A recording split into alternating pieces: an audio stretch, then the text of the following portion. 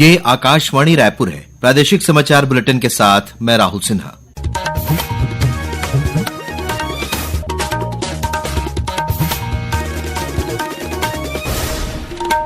और अब पेश है आज के मुख्य समाचार। प्रधानमंत्री ने देश को क्लाइमेट स्मार्ट राष्ट्र बनाने के लिए मिशन मौसम का शुभारंभ किया। बलरामपुर जिले में आज से शुरू हुआ तातापानी महोत्सव, मुख्यमंत्री ने किया शुभारंभ। बिलासपुर स्थित गुरु घासीदास केंद्रीय विश्वविद्यालय में कल होने वाले दीक्षांत समारोह में उपराष्ट्रपति जगदीप धनखड़ मुख्य अतिथि के रूप में शामिल होंगे। और आज मनाया जा रहा है मकर संक्रांति का पर्व। प्रयागराज के महाकुंभ में बड़ी संख्या में श्रद्धालुओं ने अमृत स्नान किया। अब समाचार विस्तार से। प्रधानमंत्री नरेंद्र मोदी ने देश को मौसम की हर स्थिति से निपटने में सक्षम और क्लाइमेट स्मार्ट राष्ट्र बनाने के लिए मिशन मौसम का आज शुभारंभ किया। ये कार्यक्रम नई दिल्ली के भारत मंडपम में भारतीय मौसम विभाग के 150वें स्थापना दिवस पर आयोजित किया गया। इस अवसर पर प्रधानमंत्री ने कहा कि मिशन मौसम एक स्थायी और भविष्य के लिए तैयार राष्ट्र के निर्माण की दिशा में भारत की प्रतिबद्धता का प्रमाण है। मौसम विभाग की विश्वसनीयता भी पहले से कहीं ज्यादा बढ़ी है। भविष्य में भारत मौसम की हर परिस्थिति के लिए तैयार रहे, भारत एक क्लाइमेट स्मार्ट राष्ट्र बने, इसके लिए हमने मिशन मौसम भी लॉन्च किया है। मिशन मौसम सस्टेनेबल फ्यूचर और फ्यूचर रेडीनेस को लेकर भारत की प्रतिबद्धता का भी प्रतीक है। प्रधानमंत्री ने विभाग की 150 वर्ष की यात्रा की प्रशंसा करते हुए इसे देश में आधुनिक विज्ञान और प्रौद्योगिकी का एक गौरवशाली अध्याय बताया।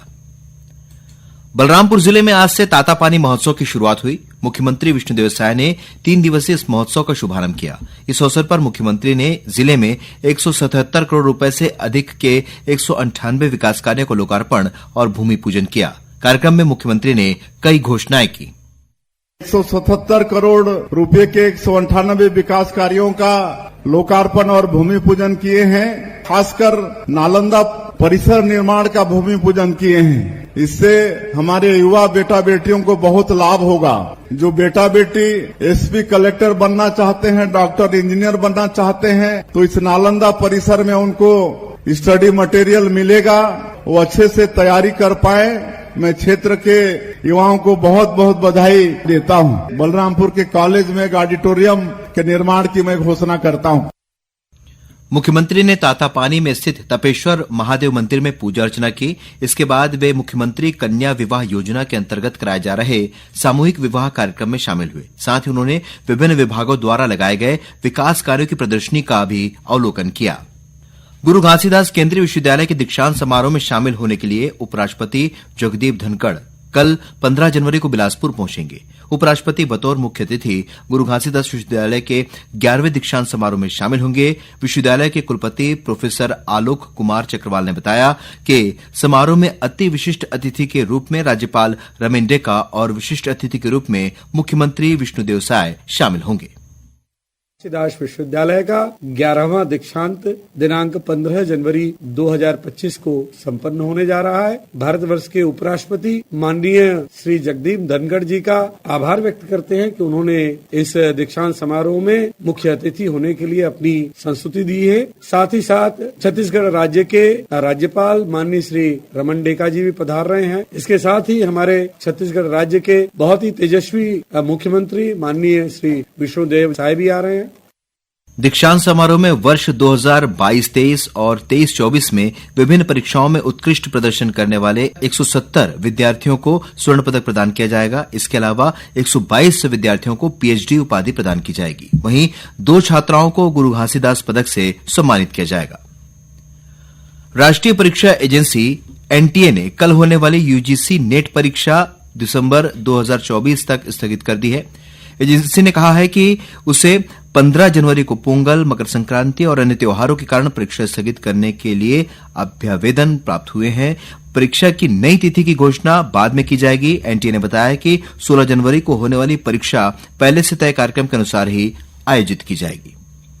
भारतीय जनता पार्टी के रायपुर स्थित प्रदेश कार्यालय कुशाभाऊ ठाकरे परिसर में आज प्रेस वार्ता आयोजित की गई। मीडिया को संबोधित करते हुए प्रदेश भाजपा अध्यक्ष किरण सिंहदेव ने बताया कि पार्टी अनारक्षित सीटों पर पिछड़ा वर्ग को अधिक प्रतिनिधित्व देगी। उन्होंने कहा कि इससे पहले की स्थिति बहाल रहेगी और पिछड़ा वर्ग के प्रतिनिधित्व में किसी भी प्रकार की कोई कमी नहीं आएगी। कोंडागांव जिले में आज 1 लाख रुपए की इनामी महिला माओवादी ने पुलिस के समक्ष आत्मसमर्पण किया है। यह माओवादी वर्ष 2005 से 2016 तक जिन मिलिशिया सदस्य और 2016 से 24 तक LOS पार्टी सदस्य के रूप में सक्रिय थी। इस माओवादी पर कोंडागांव, बस्तर और नारायणपुर में हुए माओवादी घटनाओं में शामिल रहने का आरोप है। आत्मसमर्पण करने वाली महिला माओवादी को राज्य सरकार की पुनर्वास नीति के तहत 25,000 रुपए की सहायता राशि प्रदान की गई है।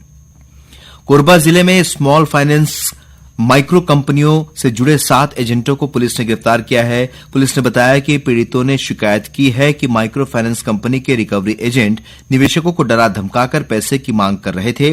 पुलिस ने करतला, पाली, उर्गा और कटघोरा थाना क्षेत्रों के अलग अलग मामलों में आरोपियों के खिलाफ अपराध पंजीबद्ध किया है। प्रादेशिक समाचार आप आकाशवाणी रायपुर से सुन रहे हैं और अब सुनते हैं महाकुंभ से संबंधित खबरें।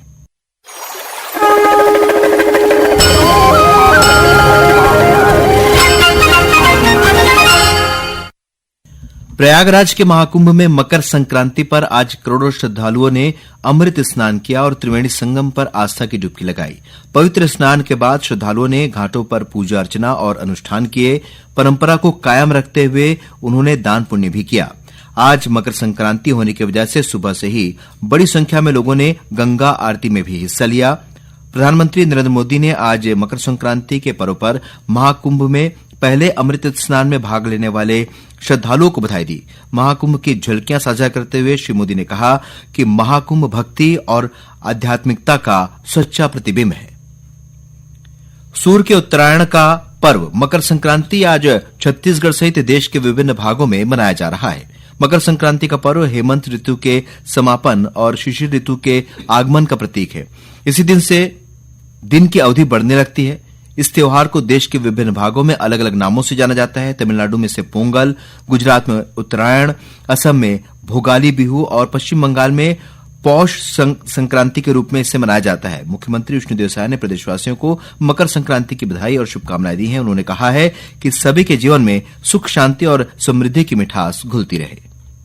जय जोहार। आप सभी को मकर संक्रांति की खूब बधाई एवं अनंत शुभकामनाएं। आज सूर्यदेव दक्षिणायन से उत्तरायण की ओर होते हैं। पूरे भारत में मकर संक्रांति को मनाने के जितने रूप हैं उतने किसी अन्य पर्व के नहीं हैं। इस दिन स्नान, ध्यान, जप, तप, दान का विशेष महत्व है। ऐसी धारणा है कि इस दिन दिए गए दान का 100 गुना पुण्य प्रताप मिलता है। आज आपके घरों में तिल और गुड़ के लड्डू की मिठास भी होगी। महाकुंभ के दौरान प्रयागराज आने वाले यात्रियों को अधिक सुविधा प्रदान करने के लिए दक्षिण पूर्व मध्य रेलवे द्वारा 28 फेरों के लिए 5 जोड़ी कुंभ मेला स्पेशल ट्रेनों का परिचालन किया जा रहा है। दुर्ग टुंडला कुंभ मेला स्पेशल ट्रेन दुर्ग से टुंडला के बीच रायपुर, उसलापुर, पेंड्रा रोड होते हुए प्रयागराज तक चलाई जा रही है। ये ट्रेन 19 जनवरी को शाम 7:20 पर दुर्ग से रवाना होगी और 20 जनवरी को 11:10 पर प्रयागराज पहुंचेगी। इसी तरह 21 और 22 जनवरी तथा 15, 16, 17 और 18 फरवरी को ये ट्रेन मैहर कटनी के रास्ते होते हुए दुर्ग पहुंचेगी। दक्षिण पूर्व मध्य रेलवे के रायपुर मंडल के अंतर्गत बैकुंठपुर सिलियारी सेक्शन में रोड अंडरब्रिज निर्माण के लिए 16 से 18 जनवरी तक ट्रैफिक कम पावर ब्लॉक किया जाएगा। इसके कारण Raipur Bilaspur MEMU special, Bilaspur Gevra road up down MEMU special, Bilaspur Raipur up down MEMU special, Raipur Junagadh road up down passenger और रायपुर कोरबा पैसेंजर स्पेशल रद्द रहेगी। वहीं 16 जनवरी को ही गोंदिया झारसुगुड़ा गोंदिया मेमू स्पेशल और बिलासपुर गोंदिया बिलासपुर के बीच रद्द रहेगी। और अब कुछ समाचार संक्षेप में। छत्तीसगढ़ स्टेट क्रिकेट संघ के पूर्व अध्यक्ष प्रभुतेज सिंह भाटिया को भारतीय क्रिकेट कंट्रोल बोर्ड BCCI का कोषाध्यक्ष बनाया गया है।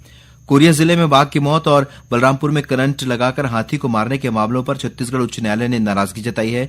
कोर्ट ने कहा है कि वन्य जीव संरक्षण में लापरवाही बरतने वालों पर सख्त कार्रवाई की जाए। मकर संक्रांति के अवसर पर मुख्यमंत्री विष्णुदेव साय ने आज रायपुर में छत्तीसगढ़ के रजत जयंती वर्ष 2025 के शासकीय कैलेंडर का विमोचन किया।